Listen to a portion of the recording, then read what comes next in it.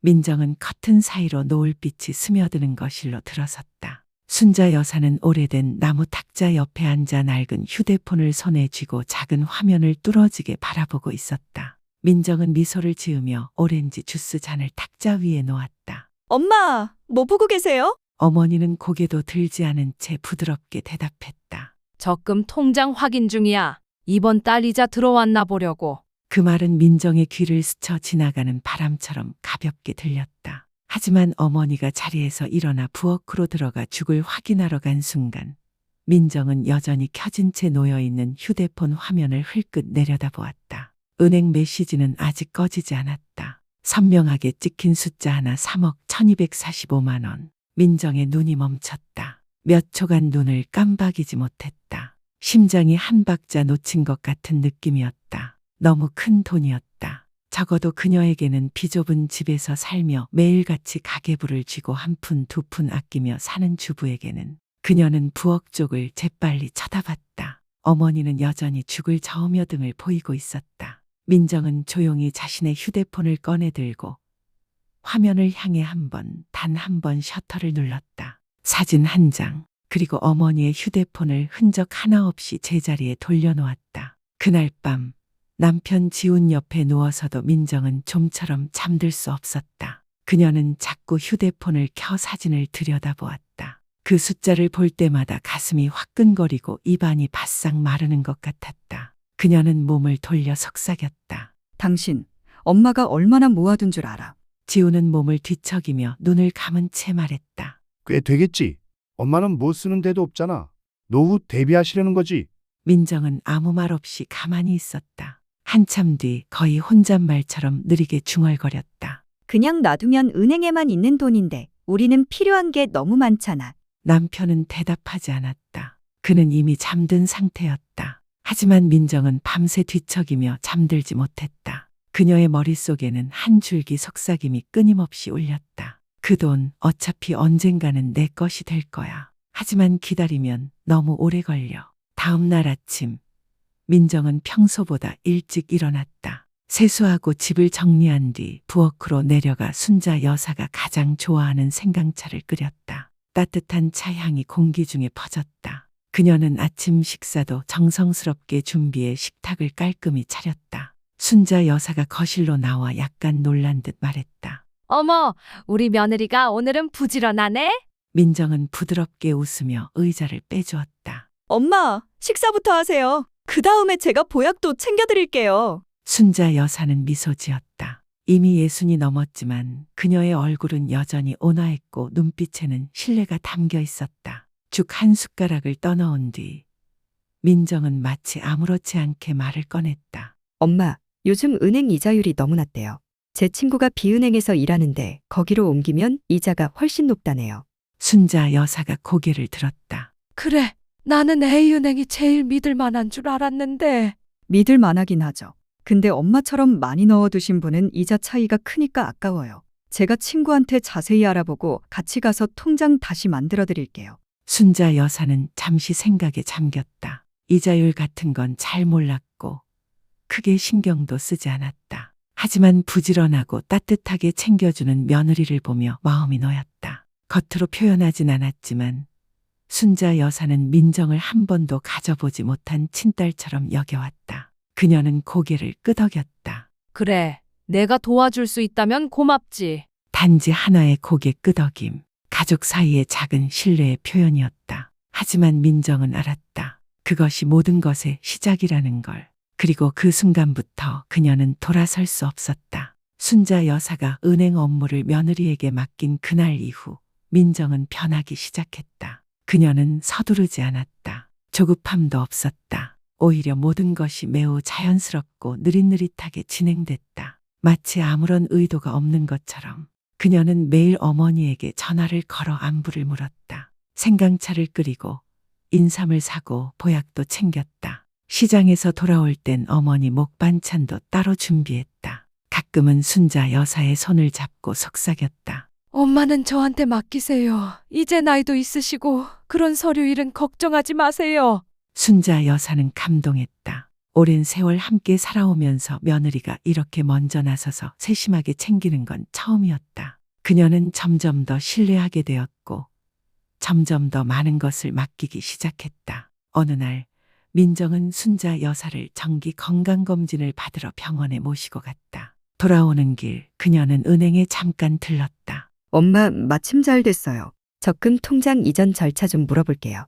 순자 여사가 반응할 틈도 없이 민정은 부드럽게 그녀의 팔을 이끌어 상담 창구로 들어갔다. 민정은 은행 직원과 아주 능숙하게 대화를 나눴고 업무 처리도 자연스러웠다. 마치 은행에서 오래 근무한 사람처럼. 순자 여사는 옆에 앉아 고개만 끄덕이며 따라갔다. 직원이 신분증을 요청하자 민정은 옆을 돌아보며 말했다. 엄마, 이참에 다 처리하게 신분증 저한테 맡겨주세요. 며칠 안에 새 통장 만들면 다시 드릴게요. 순자 여사는 고개를 끄덕였다. 그리고는 신분증, 은행 카드까지 모두 내어주었다. 그저 또 한 번의 고개 끄덕임. 하지만 이번에는 적금 통장과 신분증, 계좌 비밀번호까지 전부 넘겨주는 끄덕임이었다. 그 모든 것을 자신도 모르는 사이 등에 칼을 갈고 있는 사람에게 넘긴 셈이었다. 그날 밤 순자 여사가 물었다. 통장 어디에 뒀니? 민정은 달콤한 미소를 지으며 대답했다. 우리 집 금고에 넣었어요. 엄마 걱정 마세요. 금보다 더 귀하게 챙기고 있으니까요. 그리고 순자 여사는 믿었다. 왜냐하면 엄마란 의심보다는 믿음을 선택하는 존재이니까. 왜냐하면 엄마란 진심으로 대하면 누구도 나쁘게 대하지 않을 거라 믿는 존재이니까. 하지만 사람의 마음은 가끔 아무 소리 없이 변한다. 겉으론 여전히 부드럽고 다정해 보여도 더 이상 진심은 아니게 된다. 순자 여사의 적금 통장과 서류들이 민정의 손에 들어간 그날부터 모든 것이 조금씩 달라지기 시작했다. 커다란 변화는 아니었다. 시끄럽게 티 나지도 않았다. 그저 순자 여사는 이제 예전처럼 서랍에서 통장을 볼 수 없었다. 은행 카드도 어디 뒀는지 기억나지 않았다. 하지만 물어보면 민정은 늘 부드럽게 웃으며 말했다. 제가 잘 뒀어요. 엄마가 찾기 어렵게 두면 또 잊어버리시잖아요. 순자 여사는 의심하지 않았다. 왜냐하면 민정은 여전히 다정했고 오히려 더 살뜰하게 챙겨주었다. 식사 때마다 맛있는 생선살을 더 떠주었고 보약을 챙겨 약 먹는 시간까지 알려주었다. 가끔은 남편에게 용돈을 조금 더 보내달라 부탁하며 어머니가 적금 깨지 않도록 신경 써주기도 했다. 모든 게 평온하게 흘러갔다. 마치 이상적인 일상처럼 보였다. 하지만 단 한 사람만은 알고 있었다. 그 다정한 보살핌 뒤에 숨겨진 진짜 의도를. 민정은 돈을 인출하기 시작했다. 처음에는 단 1,000만 원. 이유는 집 수리용 물품 구매. 두 번째는 2,000만 원. 친구랑 사업 투자하려고 라는 말과 함께 그녀는 조심스럽게 인출 금액을 나눠서 몇 주 간격으로 처리했다. 매번 점심시간에 다른 지점에서 서류는 모두 완벽히 준비되어 있었다. 서명은 그녀는 하나하나 획 하나하나 따라 연습해 거의 똑같이 만들었다. 가족이고 미리 작성된 위임장이 있었기에 누구도 의심하지 않았다. 그렇게 돈은 서서히 빠져나갔다. 아무도 눈치채지 못했다. 심지어 평생을 모아온 순자 여사조차 한 번도 잔액을 확인하지 않았다. 왜냐하면 그녀는 믿었기 때문이다. 순수하게, 너무 순수하게 믿었다. 그 믿음이 오히려 자신의 눈을 가리는 커튼이 되고 있다는 걸 전혀 알지 못한 채. 그러던 어느 날 순자 여사는 개인 서류를 정리하다 아무리 찾아도 적금 통장이 보이지 않았다. 그녀는 민정에게 물었다. 통장 내가 어디에 뒀더라? 민정은 부엌에서 요리 중이었고 대수롭지 않게 대답했다. 금고 안에 있어요. 엄마, 제가 맡았잖아요. 엄마가 두셨다 잃어버리면 어쩌려고요. 순자 여사는 잠시 멈칫했지만 곧 미소 지으며 말했다. 그래, 잘 보관해줘. 그녀는 몰랐다. 그 금고 안에는 이제 단지 통장만 있는 것이 아니었다. 그 안에는 그녀의 인생 일부가 담겨 있었고 그 일부는 지금 가짜 포옹과 달콤한 미소 속에서 조금씩 사라지고 있었다. 어느 월요일 아침 순자 여사는 장을 보러 나갔다가 젊은 시절 같은 동네에 살던 친구 미자 여사를 우연히 만났다. 두 사람은 길가의 작은 찻집으로 들어갔다. 차가 식기도 전에 미자 여사가 먼저 한숨을 쉬며 말했다. 요즘 며느리가 그렇게 잘 챙긴다면서요. 순자 여사는 눈을 반짝이며 웃었다. 응, 나 하나하나 챙겨줘. 적금 통장도 자기가 대신 보관해 주겠대. 나야 왔다 갔다 안 해도 되니 편하지. 하지만 미자 여사는 웃지 않았다. 그녀는 친구의 눈을 똑바로 보며 목소리를 낮췄다. 내가 진심으로 말할게. 우리 나이쯤 되면 뭐든 내 손에 있어야 돼. 정신 또렷할 때 내 손에 쥐고 있어야 해. 누구한테도 다 맡기면 안 돼.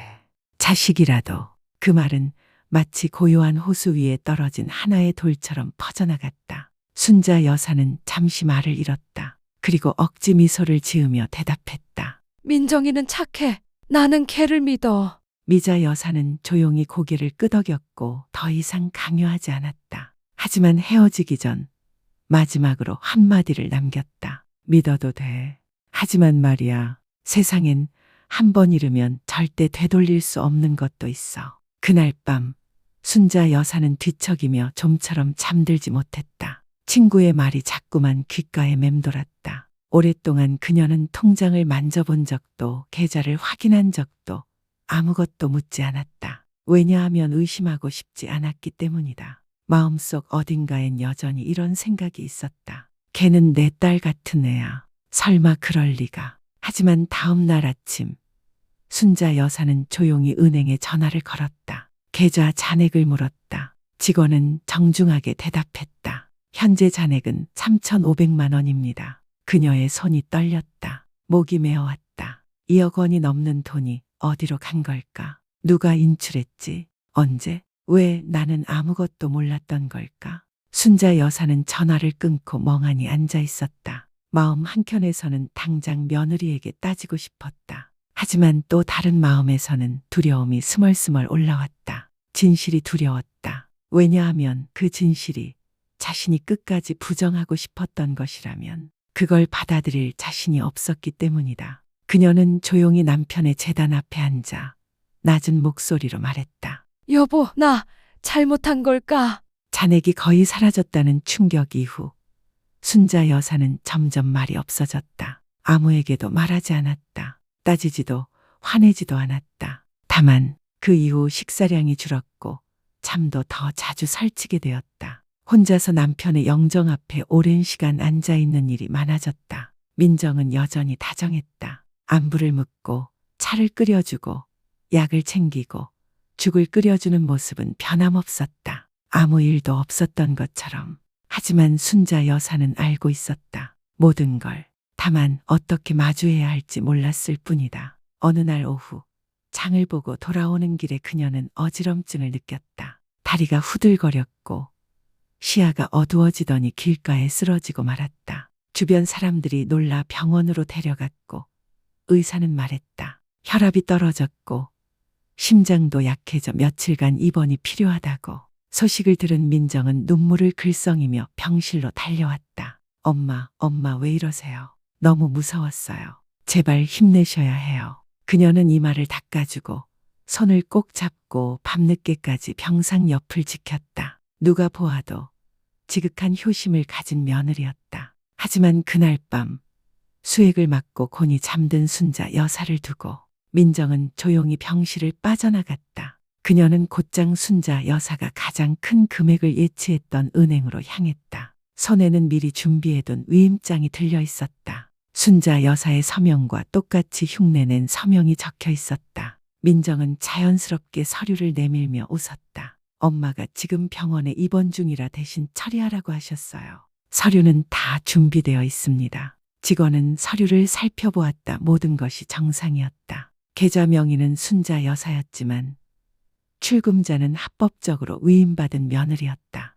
20분 후 잔액 3,500만 원은 모두 다른 계좌로 이체되었다. 은행을 나서는 민정의 얼굴에는 병원에서의 눈물 자국이 더 이상 남아있지 않았다. 그녀의 눈빛은 차가웠고 입가엔 미묘한 웃음이 떠올랐다. 마치 단순한 집안일 하나를 끝낸 듯 가볍게. 3일 뒤 순자 여사는 퇴원했다. 건강은 어느 정도 회복됐지만 마음은 여전히 무거웠다. 집에 도착하자 그녀는 조용히 물었다. 민정아, 통장 좀 다시 볼 수 있을까? 민정은 순간 멈칫했지만 곧 억지 웃음을 지으며 말했다. 엄마, 잊으셨어요? 병원에 계실 때 엄마가 말씀하셨잖아요. 다 인출하라고. 이제는 엄마가 안 가지고 싶다고 저한테 맡기셨잖아요. 순자 여사는 아무 말 없이 오랫동안 며느리의 눈을 바라보았다. 그리고 그 순간 그녀는 처음으로 깨달았다. 세상에서 가장 무서운 건 배신이 아니라 가족이라는 이름 아래 눈물과 미소로 가려진 배신이라는 것을. 그날 이후 순자 여사는 더 이상 통장에 대해 묻지 않았다. 잃어버린 돈에 대해서도, 왜 인출했는지도, 누구의 잘못인지도 묻지 않았다. 그녀는 그저 침묵했다. 하지만 그 침묵이야말로 집안 전체를 숨막히게 만들었다. 민정은 여전히 예전처럼 행동했다. 엄마를 부르고 밥을 짓고 웃으며 이야기를 건넸다. 하지만 순자 여사 곁을 지나칠 때마다 그녀의 시선은 재빨리 피했다. 그녀는 알고 있었다. 시어머니가 이제 모든 걸 알아차렸다는 것을. 그리고 지운 그녀의 아들 은. 집안 분위기가 점점 이상해지는 것을 느꼈다. 어머니는 말이 없고 아내는 조심스럽고 식사 시간엔 아무도 말을 하지 않았다. 어느 밤 그는 결국 물었다. 엄마, 뭔가 숨기시는 거 아니에요? 순자 여사는 아들을 오랫동안 바라보았다. 그리고 단 한마디만 내뱉었다. 엄마는 다 잃었단다. 지우는 놀라 물었다. 뭘 잃으셨다는 거예요? 그녀는 대답하지 않았다. 그때 민정이 부엌에서 나와 얼굴이 조금 창백해진 채로 애써 태연하게 말했다. 엄마가 말씀하신 건 건강이에요. 이제는 예전 같지 않으시니까요. 하지만 지우는 눈치챘다. 그는 계속해서 캐물었고 결국 참지 못한 순자 여사는 침착하게 말했다. 그때 적금 통장 며느리에게 맡겼던 거 기억나니? 지금은 거기 아무것도 없어. 방 안의 공기가 얼어붙는 듯했다. 민정은 눈을 깜빡이며 재빨리 반응했다. 엄마, 진짜 기억 안 나세요? 엄마가 다 인출하라고 하셨잖아요. 집 고치고 욕실도 새로 하자고. 순자 여사는 고개를 돌렸다. 그리고 지우는 그 자리에 얼어붙었다. 그는 아내를 보았다가 어머니를 다시 바라보았다. 누구의 말을 믿어야 할지, 누가 옳은지 알 수 없었다. 증거도 없고 CCTV도 없고 이 일의 전말을 아는 사람은 세 사람뿐이었다. 민정은 울음을 터뜨렸다. 왜 그런 말씀을 하세요? 저 아무 잘못 안 했어요. 엄마 말 듣고 한 건데. 작은 집안의 울음소리가 울려 퍼졌지만 이번에는 아무도 다가가 위로하지 않았다. 순자 여사는 조용히 방 안에 앉아 벽에 걸린 가족 사진을 바라보았다. 그 시절 사진 속 모두는 웃고 있었다. 하지만 지금 남은 건 늙고 굽은 어머니 한 사람과 결코 다시 회복될 수 없는 부서진 신뢰뿐이었다. 순자 여사는 울지 않았다. 소리치지도 비난하지도 아들에게 아무 말도 하지 않았다. 그날 밤 모두가 잠든 뒤